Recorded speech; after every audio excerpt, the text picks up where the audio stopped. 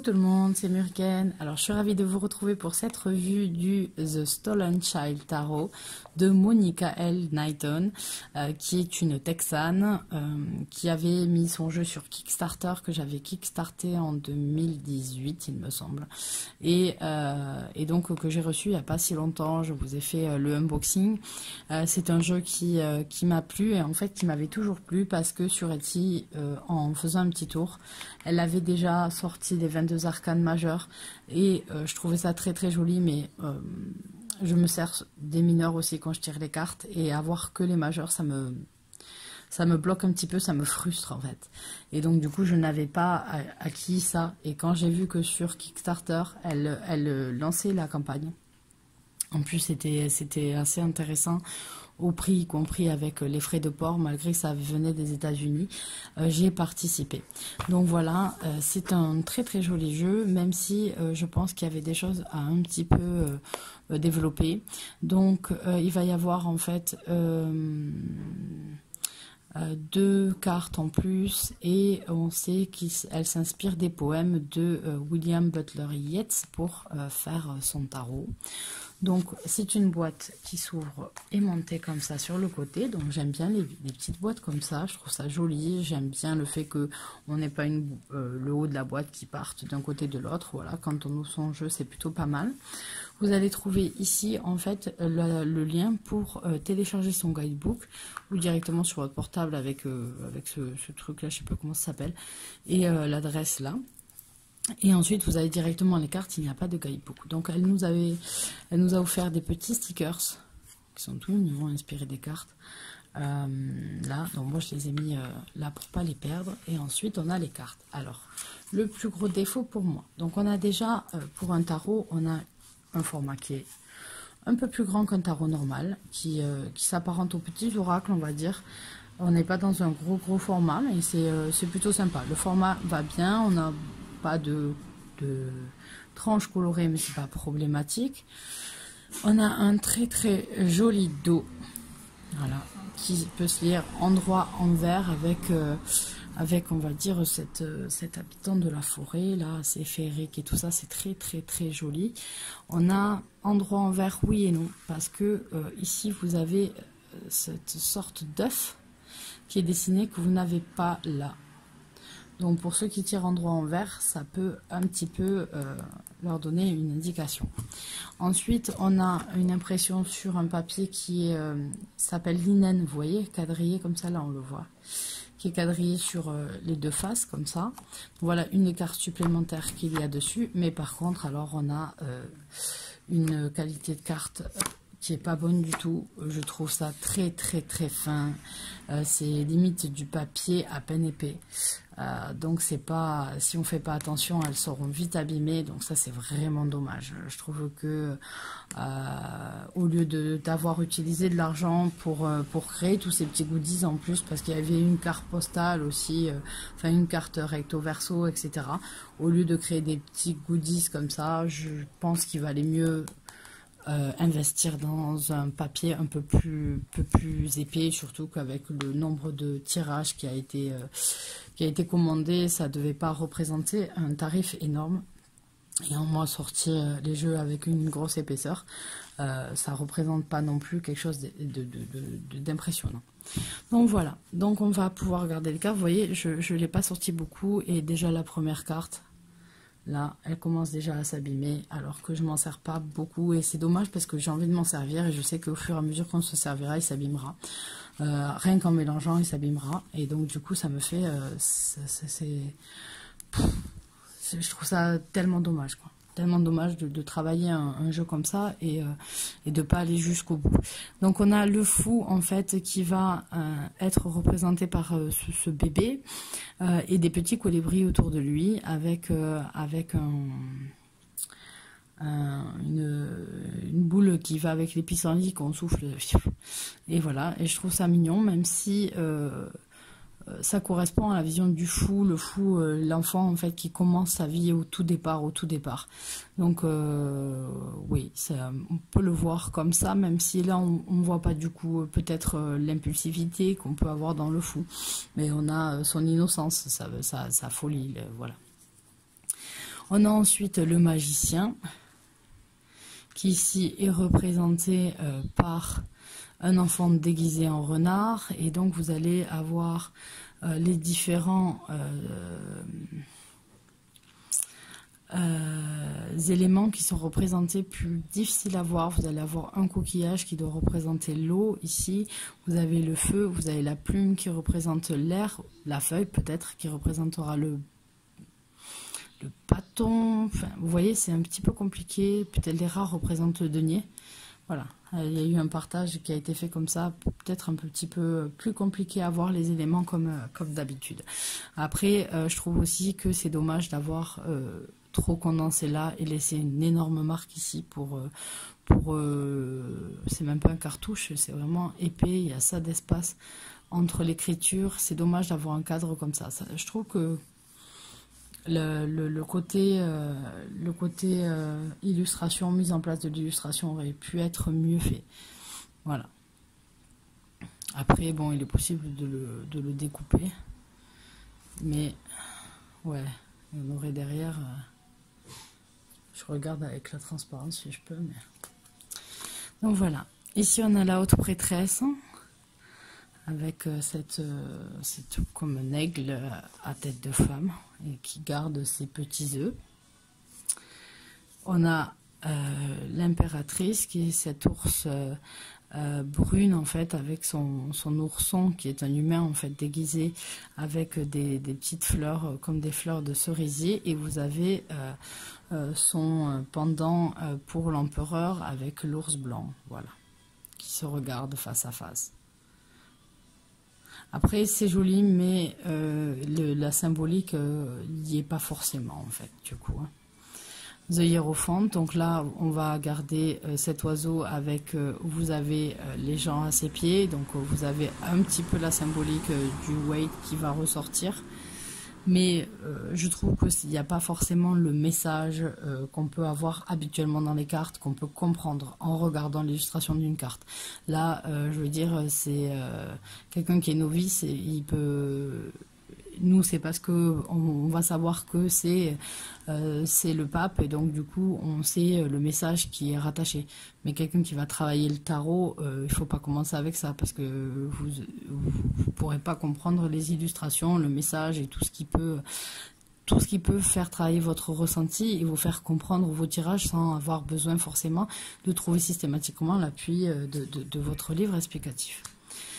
Là, il y a les amoureux qui sont pris sous l'aile de la famille chauve-souris.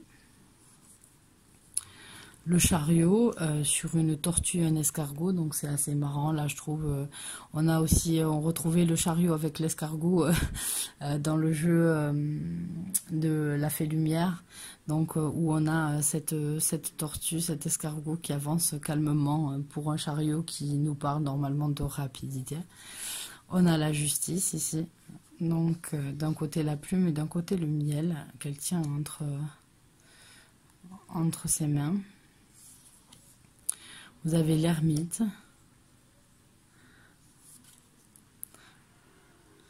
la route de la fortune avec ce tatou qui peut s'enrouler, la force avec le buffle, le bison, ouais, bison pur. Le pendu, en fait, c'est l'arbre, et vous avez ce visage qui est intégré directement. Vous avez les mains ici, il tient le panier d'œufs, voilà, il est intégré à l'arbre. Vous avez la mort qui n'est pas notée ici, qui est l'arcane sans nom, c'est le 13. Avec ce corbeau et le papillon qui s'appelle... Ah, Nat, tu l'as en pendentif en plus. Tu dis que tu l'adores et moi ça me revient pas. C'est pas grave, ça reviendra après. Quand j'aurai fini la vidéo, je vais dire ah, ça y est. La tempérance avec cette grenouille, cette grenouille femme en fait, qui est en train de pondre ses œufs, et puis certains sont déjà en nénuphar. Le diable avec ce serpent qui est prêt à venir manger ses petites souris. La tour, voilà, avec ces arbres cet arbre qui va tomber, qui est en train d'être mangé et cassé par les castors. L'étoile, avec l'étoile de mer et cette petite loutre. La lune avec ses petits lièvres. Donc là, moi, ça me fait penser assez forcément le lièvre à Ostara. Le soleil, avec ce bébé dans le soleil, ce chat, les roseaux. Le jugement, avec la chrysalide. Alors c'est particulier, souvent la chrysalide et le papillon, on va le retrouver dans la mort. Et le monde avec ce cerf blanc magnifique. Après les illustrations sont superbes, hein. Ça, les illustrations me plaisent vraiment beaucoup, beaucoup. Mais voilà, on n'a pas de symbolique classique, etc. qui peuvent aider. Ceux qui sont vraiment accrochés au symbole en eux-mêmes vont pas apprécier se servir de ce tarot. Mais on peut apprécier par contre les illustrations. Donc là, on a l'as de gland qui commence en fait avec ce squelette et ses glands cassés. Donc c'est un peu bizarre pour un as en fait d'avoir un départ comme ça. On a le 2, le 3 avec le caméléon, le 4,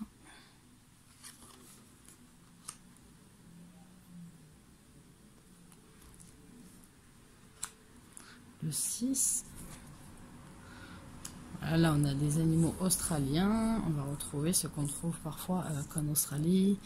On a ici le kangourou qui a un fœtus dans le ventre, un fœtus humain. Et on a un wombat. J'adore ces petits animaux, les wombats. Qu'est-ce qu'ils sont mignons. Oh là là. On a les araignées, les petits écureuils. Et le 10 avec les champignons qui poussent partout un petit peu sur cette dryade peut-être. Le valet, le cavalier sur le caribou en train de cueillir des nénuphars, la reine, la dame. Et le roi. Là, je pense qu'on était sur les choses de terre. Alors là, on va passer à l'air avec l'as de Zéphyr. Le Zéphyr étant le vent, donc on est forcément dans l'air. On a les plumes, on a pas mal de trucs qui nous aident. Mais voilà, je trouve que ces as sont tellement particuliers en fait qu'on a du mal à voir le message vraiment d'un as. Quand on commence, on a un œil double. J'ai du mal à comprendre en fait les illustrations par rapport aux cartes. Là c'est quoi, un dodo?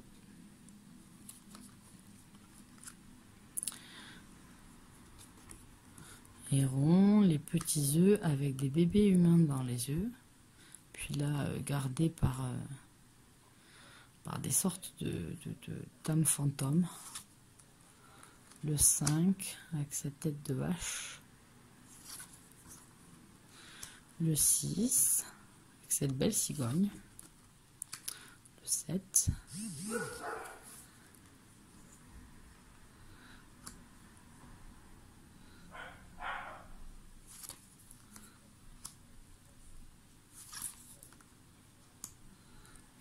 Hop, ça a vibré, j'ai reçu un message. Voilà, après c'est particulier, il y a vraiment des images particulières. Là on a le cavalier en hibou qui attaque ce lièvre. On a la reine et le roi avec un amérindien. On a ensuite, là on doit être dans ce qui correspond à l'eau, aux coupes.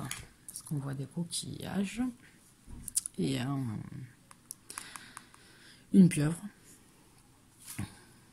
Oh. Le 2, voilà, avec ce couple de... Ah, comment ça s'appelle? Les vaches de mer. Ça s'appelle comment? Mince. C'est pas... Ah oui, un dugong, je crois. Les Raymanta.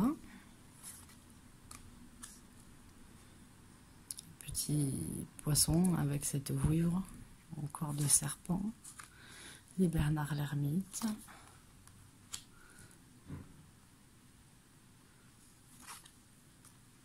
Raton laveur.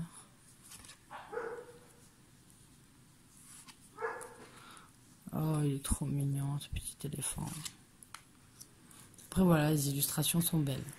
Les illustrations sont belles, mais parfois, moi, me parlent absolument pas par rapport au message habituel. Moi, je me répète. Voilà, et donc on va passer au feu.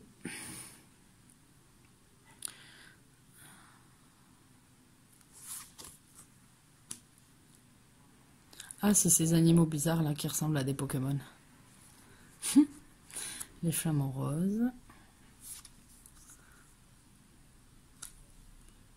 Oh, il y a de la dispute. Les hyènes. Enfin, des hyènes ou des licans peut-être. J'ai l'oreille, des licans. Ouais. Le loup. Le loup-garou. Les licornes, les... mais je perds tous mes mots, je suis désolée. Le coin des cobras.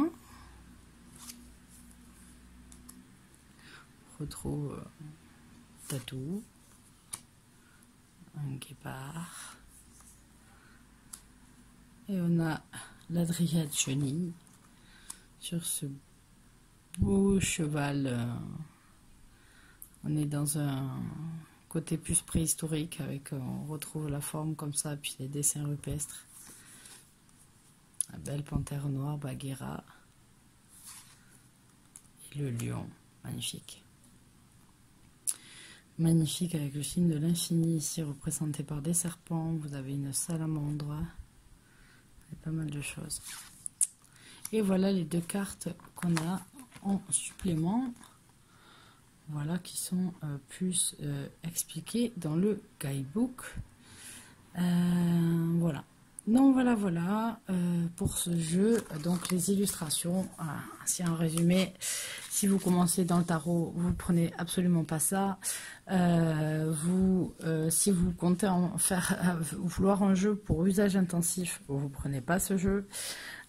Donc voilà, c'est un jeu qui a de très très belles illustrations. Malheureusement, voilà, il est un peu difficile de s'en servir, de voir comment l'auteur a pu voir les messages d'un côté et de l'autre, et surtout voilà, c'est vraiment le problème de la qualité. Ça, c'est vraiment le pire du pire, c'est la qualité des cartes.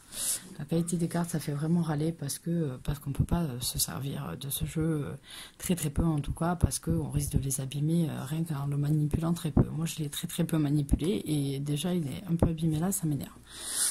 Donc voilà. Non, c'est pas grave, c'est mon petit côté maniaque sur les jeux, les cartes, les livres.